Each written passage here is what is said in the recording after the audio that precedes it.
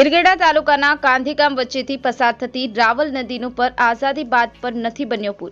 ગ્રામજનો અને સરપંચને અનેક રજૂઆતો બાદ પણ તંત્રના કાન સુધી નથી પહોંચી રાવલ નદી પર પુલ બનાવવાની વાત।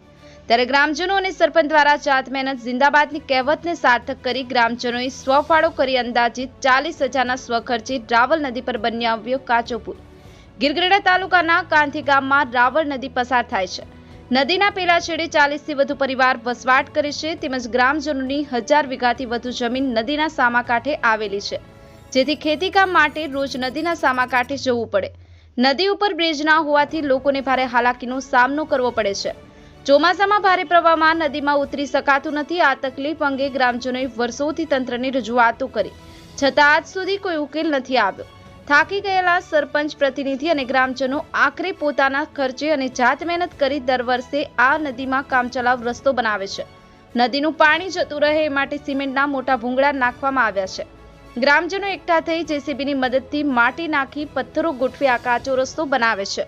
રસ્તો બનતા આ ગામને જોડતા 15થી વધુ ગામના લોકો આ કાચા રસ્તાનો ઉપયોગ કરે છે, તેમજ કાંધીગામના લોકોની સામે કાંઠે આવેલ વાડીએ જઈ શકે છે। મૂંગા પશુઓ નદીમાંથી પસાર થવા પણ આ કાચા રોડનો ઉપયોગ કરે છે।